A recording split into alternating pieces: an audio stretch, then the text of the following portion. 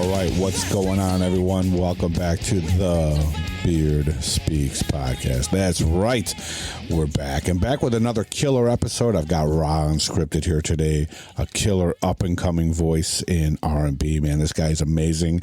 I've been waiting for a long time to have him on the show. Finally glad I got him.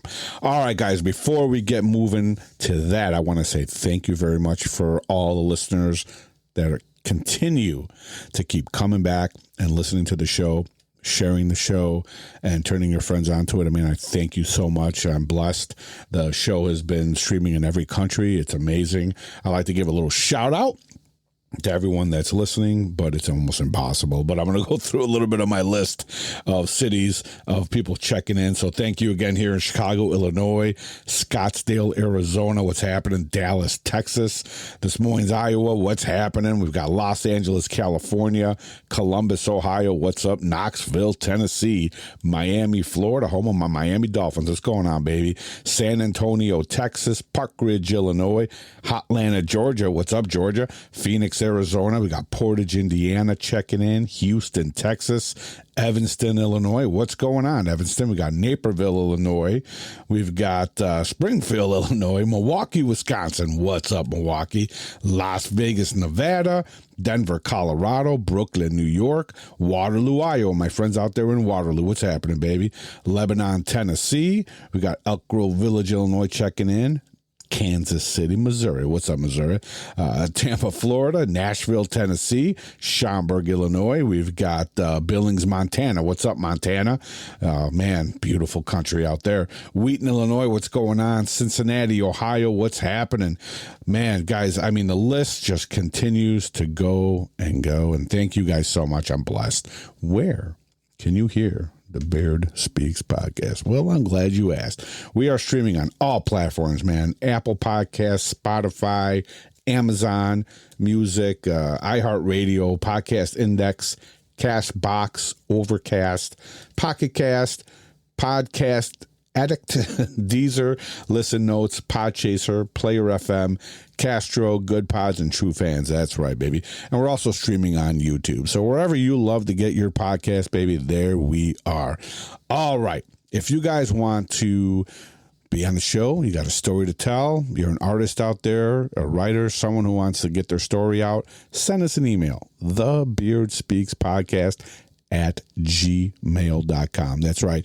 And follow us on all our socials, man. We're out there on social media, TikTok, Instagram, Facebook. Just go to www.thebeardspeakspodcast.com. Check out all the links for all of our socials, man. And we're there. All right, guys, so let's get right into the show. unsKrypted, man. This guy is phenomenal, man. He has got an amazing voice, as I was telling you. He's got some killer music out there, and we finally got the chance to sit down and just have a little bit of a conversation about what's in his head and how he, writes his music and where he gets his inspiration. So kick back and listen to this.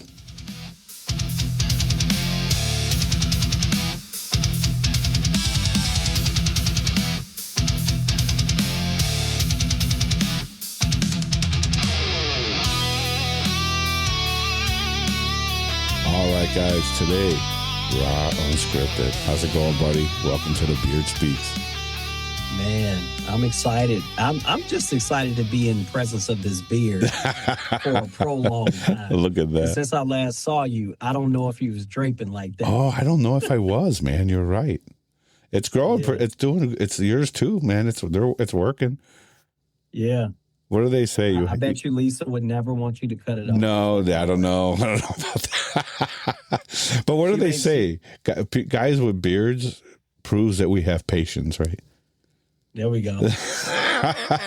Patience to grow. Good, man. I'm good. Blessed to be here. And, I'm a long ways from the city now. So just to be able to reconnect, with my city folk. Yep. Even if it's virtual. Yeah. I'm all about it, man. Awesome.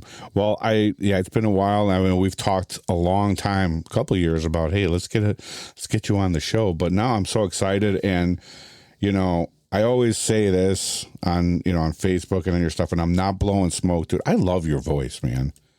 I really do. And for those listening, you used to live next door to me. And during the summers, man, when the windows were all open and you'd be singing, I'm like, damn, there he goes again. You know? I don't know if my kids and wife would say the same because they hear it so much. They hear it so much, yeah. But no, I appreciate it, man. Yeah. I came a long way since my Rich South High School days. I was inducted into the Vocal Hall of Fame. Nice. So I still tap back into my glory days every once in a while. There you go.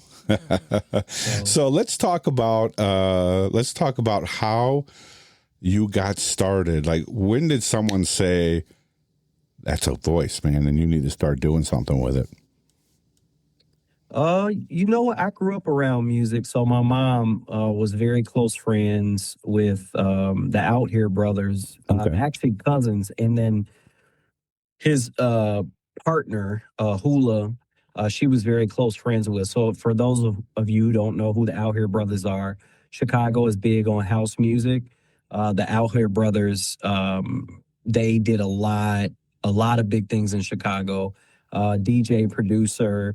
They branched out from their own group and produced Will Smith, Summertime. I know a lot of you guys are familiar with that song.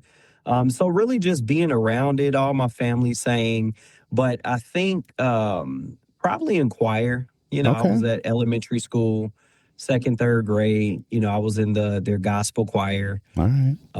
Started there, and then when I was younger, just to get the girls, we would sing at the skating rink because I was a big skater. Yeah. And then we created a song called OEO, like the rodeo. Okay. We used to sing it to all the girls in like fifth grade. Yeah. And I got a lot of attention, and then I started writing poetry. Right. And then I just put my poems, made them into songs, and you know, the rest is history. That's kind of how I started. Nice. Yeah, that's usually, you know, when you open yourself up to writing, you know, you're tapping something inside you. And I know as a musician myself, you know, when we write music, it's like we always have that fear of putting it out there, like, you know, that's being very vulnerable, you know.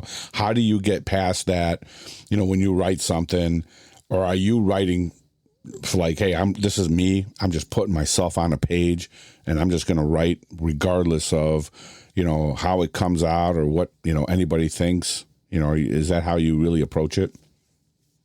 Yeah, I mean, so even if I'm not the subject of the song, there could be lineage of me kind of pieced through the song. You know, when I was the younger artist, I think the raw came out a little bit more because I didn't have anybody to impact. Right. So now I am conscious and responsible about my messaging, you know, based on, you know, family and things like that. But even if it's like a sexy song that I write, it's probably inspired by my wife, you know, unless I'm writing from a third party perspective or, you know, whatever. I try to stay authentic to who I am. So I don't write a lot of things that aren't either something that I can maybe witness myself through a friend or whatever, or something that I've gone through or maybe wanted to share an emotion at that time. So I try to be extremely authentic. I do write for other people too. So sometimes, you know, that's cool because it's like you're an actor or actress, you're playing a role. Yeah. So those are the only scenarios where I may draw like 1% from something I'm, you know, exposed to, but the rest is for them. But majority of the music I release is for me, so it's pretty authentic. Yeah, I think, you know, as a vocalist, when you're singing something that is so personal to you, your voice really comes across, right? I mean, you really put that emotion in there. Yeah, for sure. Yeah, but I'll give you an example, like how you mix the two. So I don't know if you've seen a Netflix documentary called The Crash. Haven't seen that yet.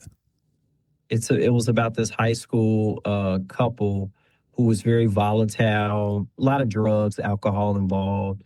But the guy didn't get out in time enough. He stayed with the girl.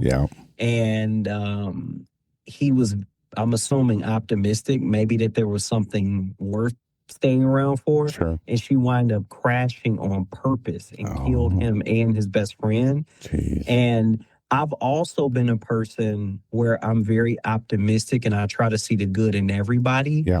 And if I don't set boundaries, it crashes. And I've experienced that personally. So I wrote a song called Optimist. So that's the one. I don't know if you heard that one. But it was based on that Netflix documentary, but it was also from my own, you know, being an optimistic person, trying to see the good in everybody. So sometimes there's crossover if I see something that inspires me. I think it was Serena Williams made a comeback. And I thought it was very neat how at this age she came back and she's competing at Wimbledon. So I wrote a song called Tennis Skirt. Okay. Just kind of representative of the beauty and power of a woman and strength. But my wife had a tennis skirt on too that like around the time I wrote it. And I was like, oh, okay, I see you, girl. Yeah. So I wrote a song called Tennis Skirt. So sometimes, like I said, it'll overlap too. Yeah, no, for sure. Yeah, it's there's so much around us in life, right, that we can, as writers, you know, that we can pull from. And sometimes the best songs come, you know, just like that, right? Absolutely. Yeah. Now, what's your process? Do you usually, I mean, I know this is kind of a dumb question because this happens to a lot of people. When you're writing, there's sometimes, you know, you just kind of get stuck and then come back to it another time, but, you know, you don't force it, right? I don't. I used to. Yeah.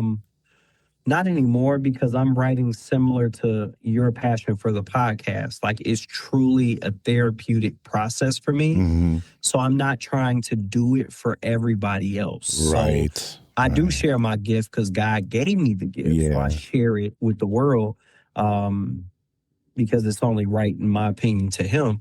But I don't force it. Like, so sometimes what I'll do, and I'm partnering with a producer named Liddell Townsend. He was real big in the 90s. House music too, you know, but he does all kind of genres.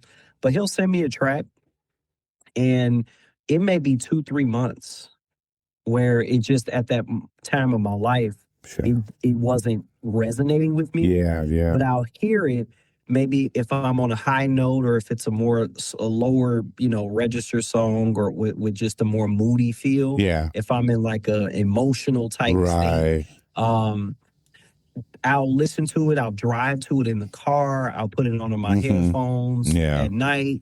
And then, honestly, it'll be me just driving to drop the kids off at school. Like, I'll put it on, and then I start a melody, right? Or if there's a lyric, I'll just maybe envision the whole canvas, and then I start just painting in melodies, but keep the theme of that lyric or that idea. But I never, and then sometimes I'll come in the studio and I'll hum like a melody. Or put it in my voice memo. I'll just hum a voice memo. And then I say, man, this beat would be good with that voice memo. So it comes from different places. Right. No, that's really cool. Do you ever find yourself where just like lightning strikes, where something just hits and it's just like the whole thing just comes together right away? Oh yeah. Yeah, it was, I would say probably when I was going through a real rough time, going through divorce, things like that. I started writing something called Basket Case. Which was, you know, basically that, you know, what you're working through with yourself and, you know, like I said, making excuses for why you accepted certain things for so long. So I wrote that and it was very easy. Right. My buddy would send me some, you know, just a melody and I'll put my emotions and thoughts and things that I needed to get out. And that just came. That project was pretty easy. Yeah. And sometimes you have songs that you recorded a while ago that you just put in the mix because it matches. Right. Because at the same time, I had created a song called The Bar Song. Okay. And I met Amy at a bar. Yeah. So in the transition of the Basket Case album, that song fit because it was like a transition. And it was funny because it's kind of a cute, kind of flirty song. Sure. But that was on the other side of all that. Like I was, even through that, I was still able to find, with Amy, something really, really good that came out of all that, and my kids. Right. Yeah, so that's something you mentioned earlier, and I want to kind of jump back on that because I feel you there too. As we get older, when you're writing, it's funny, right? There's like this before kids type of attitude we have, right? And then there's the after kids attitude. When you're writing now, you were saying that a lot, you're very, very conscious of, hey, my kids are going to hear this, and I have to speak, a certain message out there, to kind of, because it's, we really think about it, man, as fathers, right? That's a legacy that we leave behind because our kids they're gonna listen to this stuff someday when God takes us and we're not here anymore, and they're gonna sit back to remember you. And it's like, how do you want them to remember you, right? You think about that a lot when you're writing? I do. And sometimes they inspire it too. Yeah. Like my son, Teddy. Yeah. He's a big athlete. Yeah. Right. So he did this little silly video where he shot the basketball, and he turned around and looked at me and said aura. So nice. He said that. So I hadn't really thought about that word for a while, but then I was like, man, this would be cool to write about, somebody that you don't necessarily need. It's not like you need them like water, but their aura attracts you to them. Yeah. So I wrote that song, but at the same token, it was a flirtatious song, it's a love interest, or you can apply it to just somebody having that glow. Sure. I still didn't want to make it too sexualized, right? Because, like I said, can I do it? Yeah, but I'm also a professional too. So I think about my job. I think about my children. I think about my wife. Yeah. Right. I this is not a strip club. Right. You don't want me to be presenting that. Sure. And I can make some strip clubs. Oh yeah. Right. Yeah, exactly. Yeah. I try to be respectful. It's still a little racy here and there, but nothing to where, I would be ashamed letting my kids hear. My kids can hear all my music, even if I curse in it. Yeah. They understand what's right, wrong, whatever. But it's the art. I do think about that. Yeah. No, that's really good. So what do you got? What are you working on? What are you working on now? I know you released your last album. What do you got going? What do you got cooking now? Yeah, so trying to honestly get out and perform some of it. Yeah. Because like I said, I just released Aura. Yep. I had an album called Type of Woman. That was very it was just about a good woman. What different characteristics represent that. If you mess up with a good woman, what that means to you, to hurt your empire. But so I released 3 albums in maybe a year and a half. Wow, nice. So now it's just getting out there. So I got a cigar place that's opening up the street. That shout out to, I think it's called the Cigar House. They're actually owned by the same guy who owns Norwood Cigars right up the street from me. Yeah, right, Vic. So he opened up a spot. He opened up a spot out here too in Roselle. Oh, really? Okay. So I told him, keep me in mind, because when y'all do the grand opening, I want to perform. But trying to perform with my other production partner too, Liddell. I'm trying to get it, hopefully he comes out here to Chicago to do some shows. He has a big fan base. But really just trying to get out and perform it. And now I'm working with 2 artists that I created, AI artists, where I sing the vocals and write the songs and produce the songs. But I speak from a hip hop artist perspective, and I write because I like to do things creative. And then from the female perspective, and then I have a song called Body Talk that's I'm supposed to be releasing soon that got kind of a Timbaland, early 2005 dance vibe. but it's about the connection with someone even without having to talk to them. Yeah, no, that's cool. Do you use? I know AI is a hot topic with music now and everything like that. People think it's like, well, so many people are just putting out all this AI stuff, but there are tools that musicians use, right, to enhance and help with their music. What's your feeling on all that? There's no thought on the melody, harmony. There's nothing. Yeah. It's like create this. Yeah. On the flip side, I have a tool that I use where you sing the original vocal and it'll create a third harmony. Harmony, yeah. So I think there's little creative things to help aid the process. And for my project, it's the voice. So I'll sing it. So even if I hit a bad note, the AI person is going to hit a bad note too. Mm. So it's not necessarily that they're taking the skill of singing and writing and production away. Yeah. It's literally just changing their voice. Yeah. That's it. Okay. Just because if I want to sing from a heartbreak of a woman's perspective, because I want to get creative, because I'm bored, right? I like to have a female voice versus waiting for a female vocalist to come. And then you got to teach them to, not saying that that's a bad thing, but folks like us, time is money. Yeah. We got things we got to do. So even if I just want an idea, I would have better luck pitching a song with the female's voice than pitching a song just me singing it. Sure. No, yeah, that makes sense. I mean, I know I've used AI tools for mastering because, like you said, you know how much it costs to master your album, right? You know what I mean? Yeah. And if you ain't got that money, but then there's outlets out there, where distribute your music that offer AI tools for mastering and things like that. Right. So there are benefits to it. You know what I mean?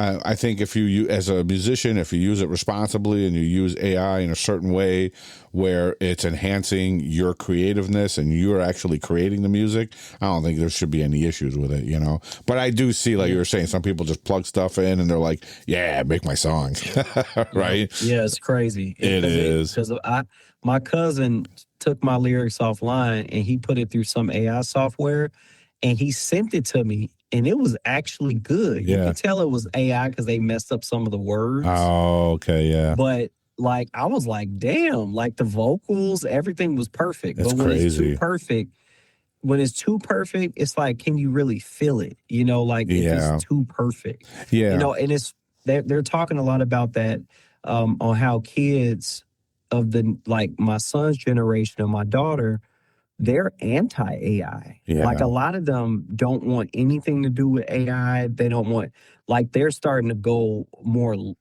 outdoors and doing things because they were cooped up for so long with COVID. Yeah. So I think it's all, AI is going to be there. It's not going away, but I think there's a counterculture to sure, get back to real authentic relationships, art, things like that.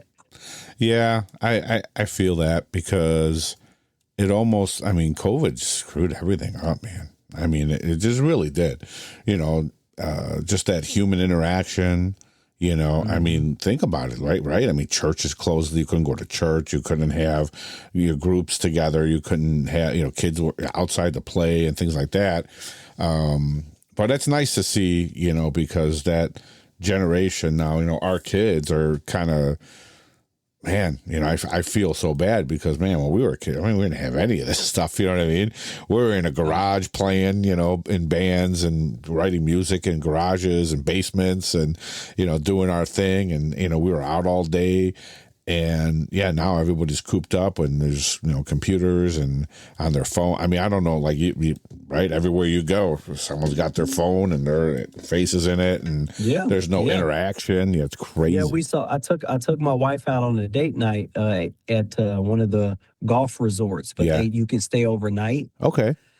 And we had a great time, but we saw these girls go to the dance floor. They did this choreographed TikTok dance, had their cameras up, and then walked away. So they did it just for the TikTok. Yeah. And then they all walked away staring at their phone. Yeah. I was like, crazy. I thought they were going to get down. Yeah. Oh, good for them. Right, like, right. People on the dance floor. That's crazy. Yeah. No, it's hard. What do you do, as far as a dad? Like, how do you help your kids kind of, or do you lead them down the road of, hey, this is all cool. All this technology is there. And yeah, we got PlayStations and Xboxes and all this stuff. But, there's another life outside of social media and all this. Do you kind of help as a father? Do you do that? Do you kind of talk them into that? Yeah. And I'm learning the importance more and more. Yeah. Right? So first thing you got to do is lead by example. Yes. So I know for my 3-year-old, when it's time to bond, we turn the TV off. Yeah. So that way he's not multitasking. Right. We do try to plan outings to get them outdoors. Sure. And we set goals like no phones. Yeah. Like we went camping about a month ago, and it was phenomenal. Yeah. Like the phone's service wasn't great. We made them put it down. Yeah. We went out to the campfire and went to the beach. And so I think first just leading by example, because I know the importance of getting them off their heads up out of their phones. And people say, hey, your kids are polite, like they speak, they're, and that's by design. That's intention. My oldest naturally gets out, and I always check in with them. Hey, what are your buddies doing? Like, what do you guys, Right. you guys going to ride bikes? Like the other day, I randomly said, hey, let's go ride a bike. Yeah. Let's get out the house. Right. We do a lot of board games. So a lot chess is a big thing. Yeah. My 2 sons are playing. My daughter kind of dibbles and dabbles. Yeah. But I think just, like I said, right now, just by example, man. Yeah. No, I think that's the best, right? Because they do look up at us, and if we're not doing it, right? It's that old thing like, well, you don't do it, Dad. Yep. Well, yeah, no, for sure, man. Well, that's cool. I know it's hard to juggle, our own, passions in life and working on everything that we're doing, and then trying to, raise kids to show them, hey, this is, if you want to succeed at life, these are the things and these are the steps you need to take. I remember I used to tell my son, I'm like, you got to think of it, like every year, it's like you're going up another level, right? And, you got that final boss, right? As you get older, it gets tougher and tougher, right? And you're fighting your way through life to become, the best person you can be. And really, yeah, you're right. I mean, I think the key is really just leading by example and showing them, hey, this is, even from our failures too, right? Yep. That's one of the toughest things. So when you're how do you juggle, time? Because this is the toughest part, right? How do you juggle fatherhood, being there with your kids and doing things, and then finding time to write? Because I'm sure, like even with me, like if you're out with the family and things like that, something pops in your head. I heard you earlier, you said you use notes on your phone to kind of hum something, and it's hard to be able, because creativity it's not on a schedule. It's not. The fortunate thing is I have my own space. Yeah. Right. So sometimes I do have to hey guys, I'm gonna go in for 30 minutes, hour, or I'll wait until the kids are settled down. Yeah. Usually my wife's doing something. So unless, she sets a boundary like, hey, I want to spend some time tonight, typically I have about an hour, at night, like during a normal day. And then sometimes when my 3-year-old goes to sleep, my older 2 are pretty self-sufficient. I'll just go into my studio. That's the benefit in something that I'm so grateful. My 2 people, he's passed now, but Oliver Gibson, he really pushed me up a lot of time. Get your own equipment, get your Mac. What are you waiting for? Because ever since that happened, my productivity skyrocketed. So even though it sounded like shit at the beginning, I just kept failing, kept learning. So now it makes it a lot easier to find time compared to when I used to have to go to a physical studio. So I would encourage anybody who, even if it's for scratch vocals or ideas, Like, get something where you can create at any time. And then we use a shared calendar too. Mm-hmm. So my family has a shared calendar where my wife and I, anything that we do, we add to the calendar. So I know if something's blocked off, those are off limits. Yeah. Right. That's a great idea. And then you got to use your gut. Like if you feel like you've probably been away for a while from your family and your wife, your kids, then go spend some time with them. Yeah. Right. At the end of the day, your house has to be in line too. And some people who are creative, at a very high level, have to sacrifice that sometimes too. Sure. That time. But for me, that's a non-negotiable. Like I have to have that time to pour into my family. But they also know that in order for me to pour into me, this is my passion. So they respect it too. Sure. And they know when I'm in here, like I'm getting after it. Yeah. No, that's good.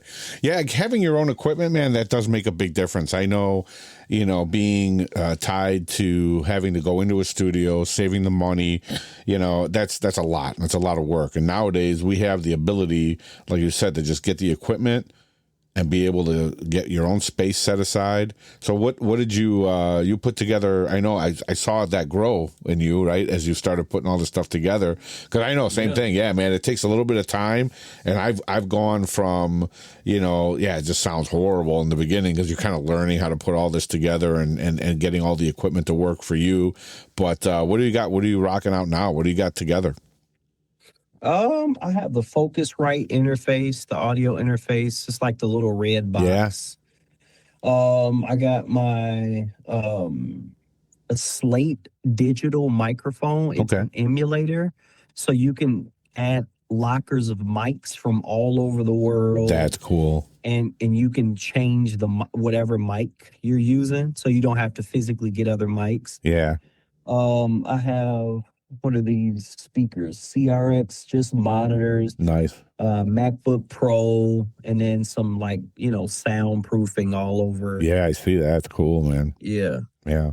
So, just real basic. I think I started off, I got, you're probably familiar with this mic. This is like the podcast mic. Yeah. A lot of people have this mic. Yep. So I was recording with that for a little bit.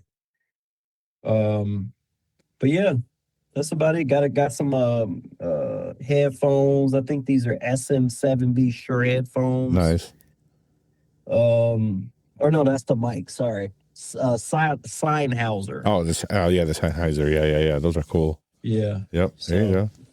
Yeah, I know you getting the Mac. I mean, are you using GarageBand or Pro Tools? Logic. Logic Pro. Yeah, Logic is a great program too. Yeah, I was using GarageBand for a while. I do use it. That's how I started too. Yeah, GarageBand. Everybody starts on that, right? Free program comes with your Mac. I moved over to Pro Tools, and that's why things just sound better. As you level up in your software and your different programs that you're using. Yeah, man, it's just all a little bit of learning. And just kind of trial and error and mixing things. And that's the great thing, I think, as an artist is like being able to have the ability to mix all that and create. That's a whole nother level of the creating, right? It is. Yeah. It is, because sometimes I'll leave and I'll export my MP3 and I'll drive around. Yeah. To hear it. If you're paying for a studio, you can't really do that. No. You got to come back, pay more hours. Sure.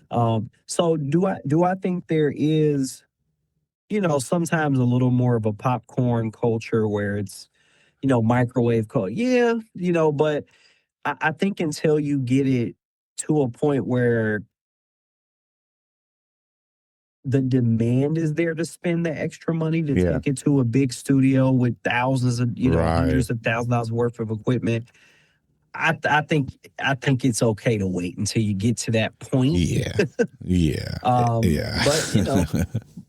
But everybody has different paths. I know no matter whether I was a millionaire or making nothing from music would be something I would be doing anyway. Right. But we're all chasing that song that it just so happens you put it out in the universe and it blows up. Like Right. I'll give you an example. I did this random TikTok dance with my daughter. Yeah. Right. I never went viral on TikTok. Never. This one country dance to what's that girl's name? Choosing Texas. Okay. Ella Langley. Yeah. Went viral. Yeah. So that's why I'm saying, like, even if you're doing music, to hopefully one day get there, you never know. You don't. Like, you never know what song people are gonna like. Because the songs half the time that I write, where I'm like, oh, this is stupid or it's too personal. Like I wrote a song about I think domestic violence or something. It's called Arms Distance. And it's about domestic violence. Okay. And I wrote a song and I didn't really think too much of it. And that wound up being like the top Shazam song on Apple. And I was like, why? Where? Yeah. People related to it. Yeah. Like they connected to it. Yeah, it's crazy. It's funny how the music business has changed so much. And I'm sure in your genre as well as mine, in rock and metal, it has changed so much that it's not like it was back in the day where, you got the radio airplay and that's how your song, right? Or, MTV, where that's gone, right?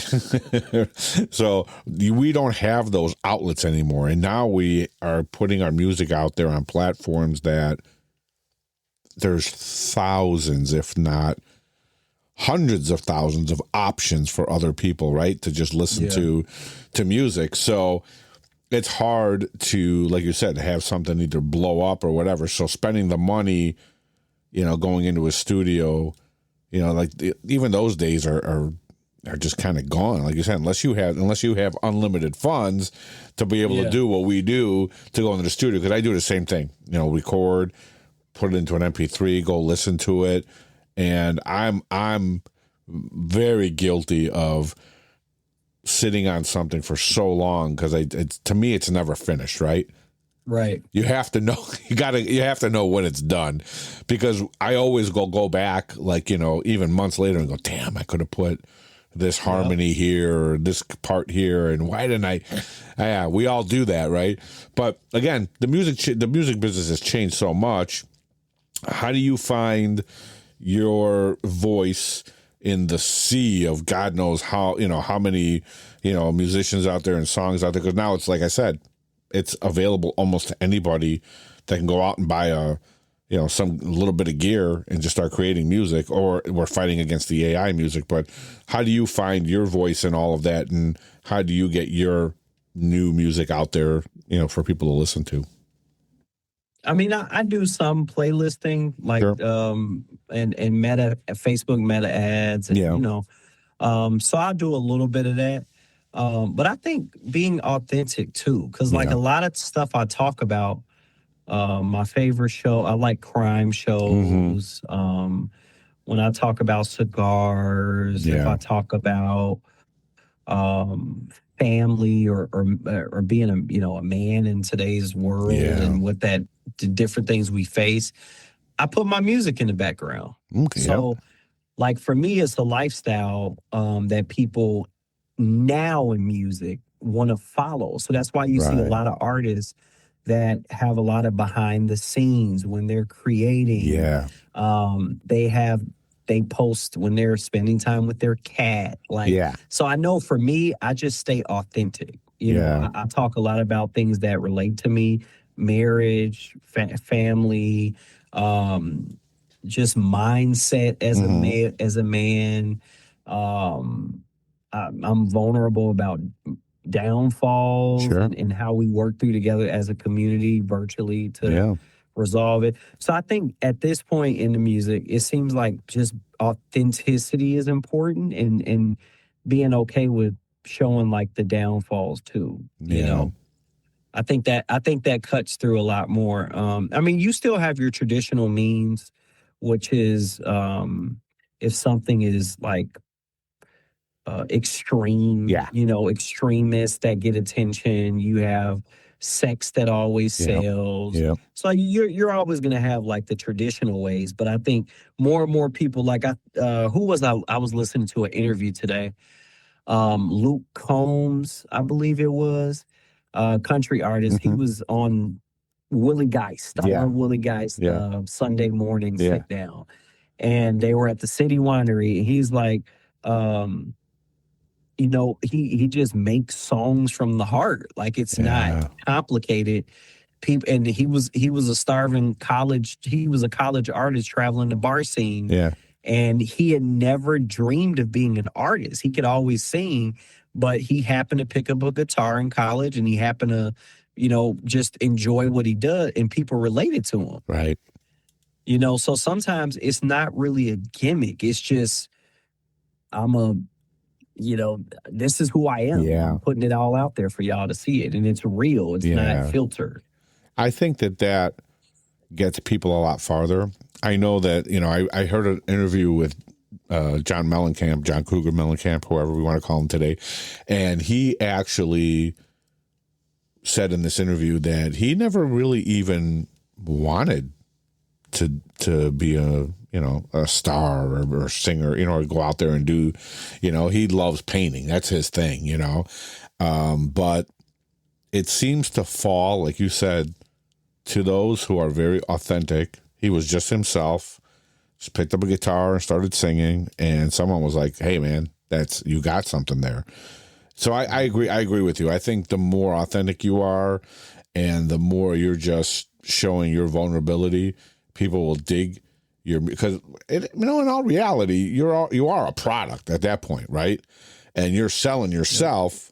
And I think that what you put out there in the world and who you are, people will see that, and they'll see if it's fake, right away, if you're trying hard, or you're, like people try to get big on TikTok. And like you said, they just try to do everything and anything to try to explode on TikTok. But it's like, if you're just being yourself and you're putting out there your own music and showing people who you are, I think that's just more of a authenticity to it. And I think people can see that. Yep. Yeah. Awesome, man. So, what do you got? What's coming up next? You're working on some new music and everything right now, right? Yeah. So, like I said, I have a song called "Body Talk" that I just released. And usually, when I start one song, it starts to get a leg of it grow legs. Yeah. Like a lot of music after that, I'll start to write around that theme. Yeah. Which is just connection. So that's going to be kind of my next. Okay. Theme is connection. When you have it, when you don't, how to get it back. So that's probably going to be the next thing that I'll work on outside of my AI. Two artists that I'm working on: the hip hop artist and then the female artist. And like I told you, just getting out. Like it's the summer's coming to an end. Yeah. One of my cigar lounges that I go to, they're going to have a grand opening. So working to get some movement there to perform and enjoy a stogie. How we do. That's right.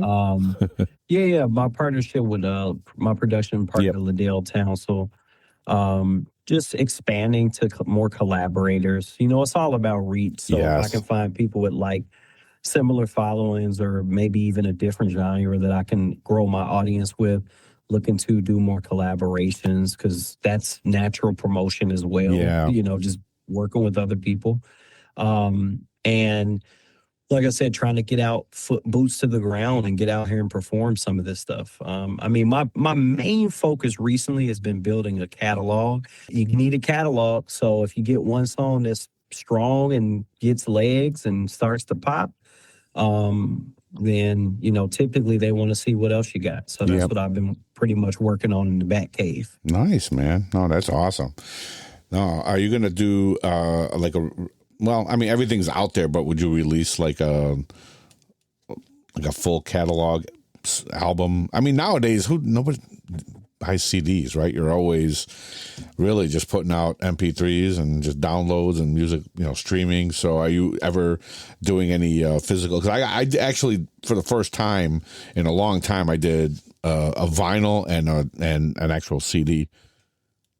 How did it sound? Really good. That's what's up. Yeah. I love vinyl. Same. So that's why I was curious. Yeah. Yeah. I'll get you a copy next time we'll have to hook up. I'll get you a copy of mine on vinyl. Yeah. I found a company that's able to do it. And, it's like on demand. So instead of purchasing all these vinyls that you'll sit on, right? It's an on-demand service, and then people just go to the site, and they want to order it. The only thing I found that's really tough is, I've got, I think, was it 14 songs, 13 songs on this last album, but I could only fit so many on the vinyl, so I had to pull. Yeah. I had to kind of pick and choose, and it's kind of hard to pick. It's like picking your kids. How do you do that? You don't.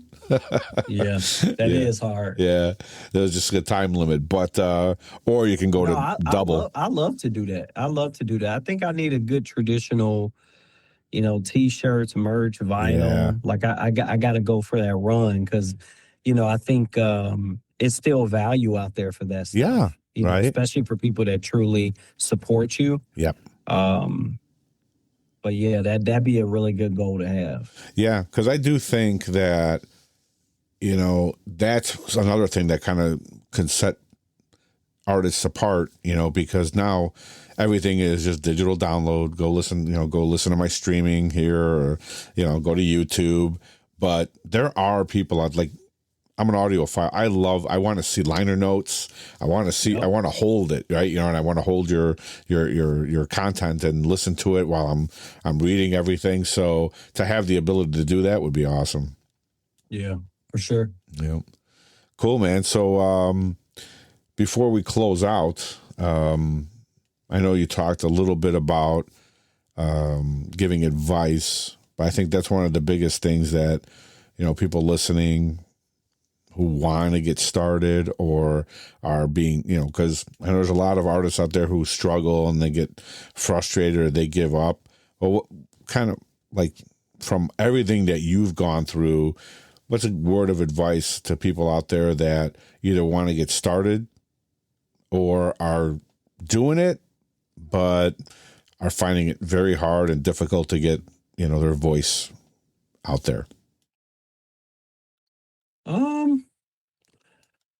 I think you first of all, you have to have fun. Yeah. I think the first mistake people make is they are trying to go after the business right away. Mm-hmm. And that's when you just get a bunch of watered down product. Yeah. You don't have to have the most polished, perfect, sonically top of the line, because we're closer to the customer than we've ever been. Mm-hmm. So I think first have fun and work on mastering your craft. If you want to be great, study the greats. I watch a lot of interviews from production people, songwriters. I read a lot. So you also have to be a student of the game too, because that's going to make you hungry to get better and better and better. That's how Kobe and Mike, Michael Jackson and Usher, yeah. It's like they studied the best. So have fun, be a student of the game, and understand everybody has opinions. Like I've had people say, man, your shit is slapping. It's incredible. And I've had the same project I work on, somebody say, it sounds unfinished. Like there's an audience out there for everybody. And no matter how much money you spend, because I've spent a lot of money on big studios with the best equipment, if you're not consistent, that's not going to matter. Yeah. One song is not 100 ideas that maybe if somebody hears and sees it, they can invest more in it. So don't get too wrapped up in the cosmetics, the lighting, just put your shit out there until you have more resources, then reinvest in yourself, get better, because people spend so much time trying to be perfect and worrying about everybody's opinion that they don't invest in themselves and them believing in themselves. That's the most important thing. Yeah. No, very well said, man. Yeah. I think, people spend too much time thinking that, they're going to chase that big deal or whatever it is instead of just focusing on being authentic and just practicing their craft and actually just doing what they love. Because I think, like you said earlier, man, if you really put your heart into it and you're just yourself and you're authentic and you're writing and singing and performing what's inside, people will see that and people will dig that. Yep. That's the key. So at the end of the day, out there, practice. Do your thing, and do it authentically, because no, it's true. I've been there too. You know, you go in the studio, you spend all this money, and it's just not it's not feasible for everybody. But you can't just chase that. You know, you have to try to do with what you have and what God gave you. And man, if you have it, it'll shine through. Yep. Well, it's true. Awesome, man. Well, all right. I think we're gonna kill it here, but everybody, I'm gonna go ahead and put all of the music links in the show notes, all the contact information and social media, so you can check everything out and really learn more about unsKrypted and listen to this awesome voice and awesome music. And do you have a website out there for everyone that can download stuff, or how's that found? How can they find your music? Yeah, well, I use unsKrypted handle for everything. Beautiful. So if you're doing Linktree, the ending is unsKrypted. And I'll obviously give Pat my Linktree, because that has everything on it. That is all my streaming. So unsKrypted, RAUN, S as in Sam, KRY, P as in Paul, T as in Tom, E as in Edward, D as in dog. So unsKrypted. That's the handle for everything. I love it. Cool. All right, man. Thank you again. And you hold on, everyone else. We will be right back.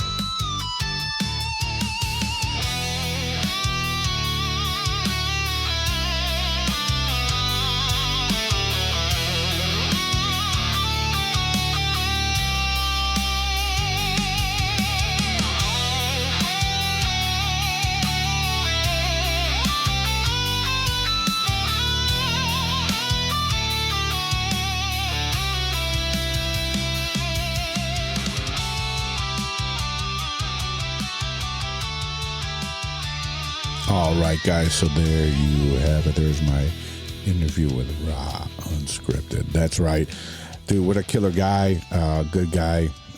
Definitely check out his, I'm going to put the links in the show notes to all of his socials and where you can check out his music. And I'm going to do something a little bit different that I have never, ever done before on this show. I am definitely going to end the show by playing one of his songs. That's right. I've never really done that, so I'm going to do that. So this is a tune he has sent me to go ahead and play on the show, but I didn't know where am I going to fit it in? Am I going to break up the interview? Nah, you know what, man? I want you guys to kick back right now. If you're listening to this on your phone or in your car, turn it up. This is unsKrypted. Have your way. Check it out. You heard it here on the Beard Speaks podcast.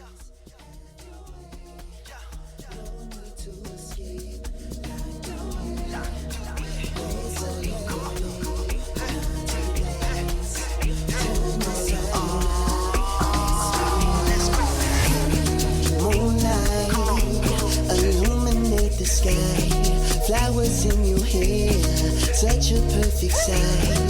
Sun kiss, don't need makeup tonight. Sandals in your hand, urge is hard to fight. Salt is in the air, charcoal getting dim. They trip by to end. Need a second wind, cool off with the swim. Steel drum, boom, boom, boom, boom, boom, boom. Torch burn, boom, boom, boom, boom, boom, boom. Plum turn, boom, boom, boom, boom, boom, boom. Locked on, prisoner to your mind. Slave to your embrace. No need to escape. Locked on, there's a love.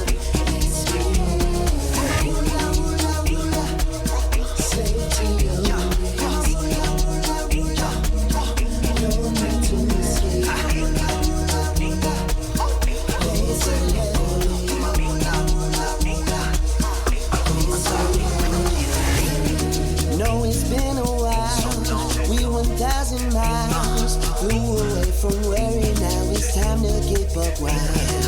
Only need that mile, wetter than the Nile. Whispered in your ear, you said I'm ready for you now. Salt is in the air. Treehouse coast is clear. We up high, we up high. Rain is so surreal. Need our second wind, burning deep within. Steel drums go boom, boom, boom, boom, boom, boom. Torch burn, boom, boom.